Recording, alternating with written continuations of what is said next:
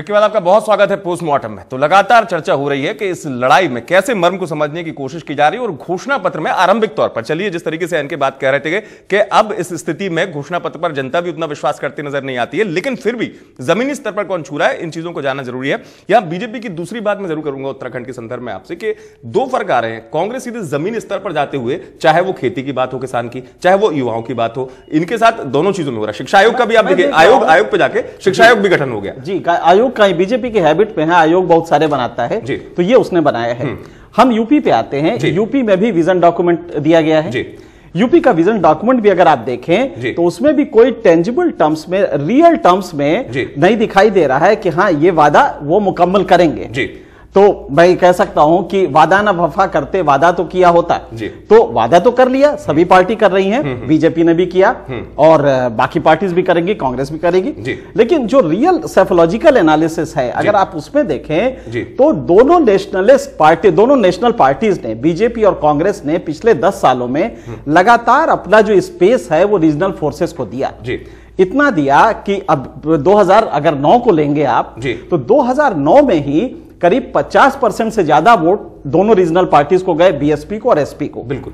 और बाकी दोनों पार्टीज को, जो नेशनल पार्टीज थी, उनको सिर्फ 35% वोट मिले। तो इसका मतलब है कि जो अपना स्पेस है वो ये लोग देते जा रहे हैं। हाँ, इतना जरूर हुआ कि कांग्रेस ने 10% गेन किया। 2007 में इसको सिर्फ 8% वोट मिले थे, 8.5%, और ये 2009 तक आते आते इसने 18%। ये विजन जो है उत्तर प्रदेश में क्या दृष्टिकोण लाता है, पहले वो हम समझने की कोशिश करते हैं। हम लखनऊ चल रहे हैं, हमारे साथ सीधे जुड़ रहे हैं स्टेट हेड हमारे गोविंद पंत राजू। गोविंद जी, बहुत आपसे पहला सवाल मेरा यही है जानने के लिए कि जिस विजन की बात बीजेपी कर रही है उसको किस तरीके से देखा जाए, क्योंकि विजन से पहले जो कुछ बाबूलाल कुशवाहा के तौर पर दृष्टिकोण नजर आया बीजेपी का, वो बहुत कुछ सवाल उठा गया।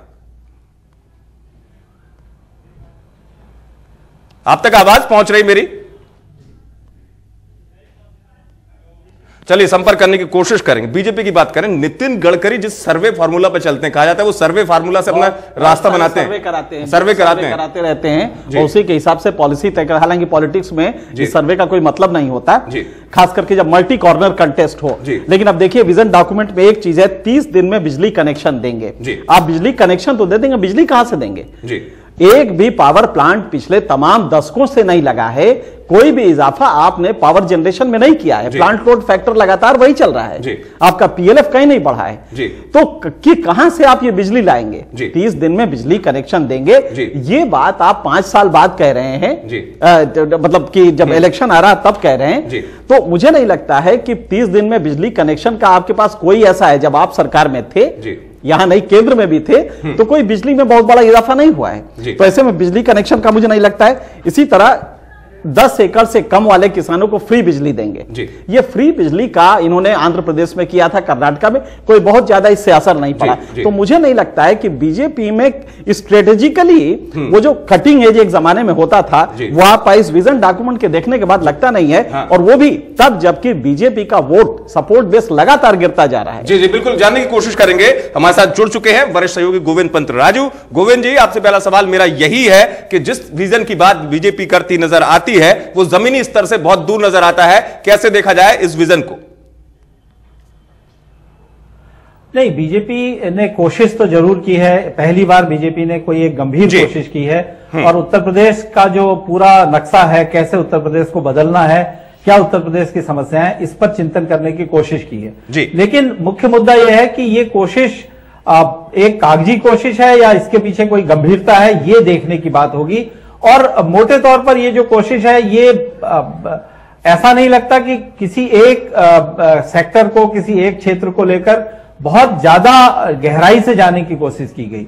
जो सतही मुद्दे हैं, जिस तरह से समस्याओं, जी बिल्कुल, समस्याओं की बात हो रही, सतही मुद्दों की बात कर रहे हैं, लेकिन वास्तव में जमीन से बहुत दूर नजर आ रही हैं ये चीजें जो जितनी भी हैं। बिल्कुल सही कहा। उत्तर प्रदेश में बुंदेलखंड औद्योगिक क्षेत्र की बात नहीं कर रहे बीजेपी के, किस लेवल पे जाएंगे? बीजेपी के सोच की ये प्रॉब्लम है कि वो रियल इश्यूज की आदत नहीं रही है। वो कभी मंदिर पे रही है, कभी इमोटिव इश्यूज पे उसकी आदत रही है। तो रियल टर्म्स में जब समाज एस्पायर करता है, महत्वाकांक्षी होता है, उन इश्यूज को जब हैंडल करना होता है तो बीजेपी उसमें पीछे हो जाती है। यही आदत इसकी। आप देखिए बुंदेलखंड एक अच्छा चंक था जिसमें कि आप कह सकते थे करप्शन को लेके काफी कुछ, लेकिन आपने ठीक करप्शन के ऐन वक्त पे बाबूलाल कुशवाहा का करके आपने करप्शन का जो एज था वो खत्म कर दिया। अब आप आ रहे हैं बिजली पे। अरे आपके पास कौन सा ऐसा प्लान होगा कि पावर सेक्टर में कम से कम जेस्टेशन पीरियड, एक पावर प्लांट लगाते हैं आप थर्मल का, तो आपको 5 साल लगते हैं बिजली जनरेट करने में। बिल्कुल, हाइडल में भी लगभग इतना ही लगता है। फिर आपके पास कहां स्टेट में पैसा है? तो इसलिए जो इन्होंने विजन डॉक्यूमेंट दिया है, मुझे नहीं लगता है कि ये मासेस को कन्विंस करेगा, वो भी उस टाइम में जबकि इनका अपना सपोर्ट बेस लगातार गिरता जा रहा है। अगर आप देखें 2007 में तो सिर्फ इनके पास 16% वोट रह गए थे। 1% जो बढ़ा वो लोकसभा इलेक्शन की वजह से बढ़ा, जबकि मुलायम सिंह का करीब 1% कम, 2% कम हुआ, मायावती का 3% कम हुआ, और ये 5% वोट कांग्रेस को शिफ्ट हुए। कांग्रेस का टोटल 18% रहा है। और अब जब अजीत सिंह आ गए हैं, अजीत सिंह का ये माना जाता है कि नेशनल सीन में, स्टेट के सीन में करीब 3.5% वोट है। तो अगर आप ये भी जोड़ लेते हैं, और ये भी देखिए 55 उन्होंने लोकसभा में सीटें लड़ाई थी जिसमें 21 आ गई, बीजेपी ने 71 लड़ाई थी लेकिन 10 आई। बिल्कुल, तो स्ट्राइक रेट भी अगर सक्सेस रेट देखें आपका तो बीजेपी का 15% है जबकि कांग्रेस का करीब 50% है। बिल्कुल, तो ये आप समझ सकते हैं कि कितना बड़ा गैप है कांग्रेस और बीजेपी में। मेरे ख्याल से बीजेपी स्ट्रेटेजिकली काफी वीक रहा है यूपी में। बिल्कुल, और वो भी इश्यूज नहीं उठा पाया जिसको लेके इनकम्बेंसी फैक्टर को वो किया जा सकता था, प्रमोट किया जा सकता था। मेरे ख्याल से इस पे ज्यादा, और इसी विजन को देखकर कांग्रेस भले सबक ले लेगी। कांग्रेस का जो अपेक्षित रख सकते हैं घोषणा पत्र, राहुल गांधी जिस ट्रैक की बात करते हैं, औद्योगिक क्षेत्र की बात करते हैं, उत्तर प्रदेश के युवाओं को रोजगार देने की बात करते हैं, कांग्रेस उस मर्म को शायद बिल्कुल आपने सही कहा है। राहुल गांधी ने लगातार यूपी में कैंप करके ये जो नेशनल पार्टीज का जो स्पेस रीजनल पार्टी ले रही थी उसको रोकने का एक प्रयास किया है। यूथ और यूथ के साथ दलित की तरफ जाना, ये सारे जो प्रयास हुए हैं इसने एक पॉजिटिव असर दिया है। हम जानने की कोशिश करेंगे उत्तर प्रदेश के लिहाज से। गोविंद पंतराजू हमारे साथ जुड़ चुके हैं, हमारे सहयोगी। जैसा कि हम आपसे जानने की कोशिश कर रहे थे गोविंद के, आप कह रहे थे कि सतही स्तर पर छूता हुआ नजर आता है लेकिन व्यापक स्तर पर कई चीजों का अभाव देखा जा सकता है इस घोषणा पत्र में, चाहे बिजली के संदर्भ में बात करते हुए नजर आते हो। क्या यह सब कुछ संभव हो पाएगा? जमीनी स्तर से ये चीजें दूर नजर आती हैं और उतनी अपीलिंग लगती है क्या? नहीं, ये अपीलिंग भी नहीं लगती, लेकिन पहली बार बीजेपी ने एक ऐसी कोशिश की है। यही इसका जो अपील है, यही इसका जो महत्व है वो है। बीजेपी ने बहुत पहले ये तय किया था कि एक ऐसी समिति बनेगी जो दृष्टि पत्र बनाएगी, और इसलिए क्योंकि समिति एक बनाई गई थी और समिति को काम करना था, इसलिए काम हुआ है। असली बात यह है कि अगर इसमें एक अपील है भी तो उस अपील को अब मतदाताओं तक पहुंचाना जो है वो सबसे बड़ा सवाल है। और उसके लिए वक्त इतना कम है कि इतने कम वक्त में जिस तरह से कांग्रेस ने राहुल गांधी के जरिए एक उम्मीदों की उत्तर प्रदेश की जनता को उम्मीदें दिखाई हैं, समाजवादी पार्टी अपनी साइकिल से उत्तर प्रदेश की जनता को उम्मीद दिखा रही है, तो बीजेपी के लिए अब ये वक्त बहुत कम है कि वो इस दृष्टि पत्र के जरिए उत्तर प्रदेश की जनता को कोई उम्मीद दिखा सके। उनकी जो पुरानी कोशिश है उसी के बूते उन्हें अपनी चुनावी नैया को आगे बढ़ाना हो। गोविंद, अगर इसके साथ मैं एनके सिंह बोल रहा हूं, अगर इसके साथ हम ये भी देखें कि रीजनल फोर्सेस जो दोनों हैं, समाजवादी पार्टी और बहुजन समाज पार्टी, इन दोनों में वो प्लसेस क्या हैं जो कि जनता को नजदीक कर सकते हैं?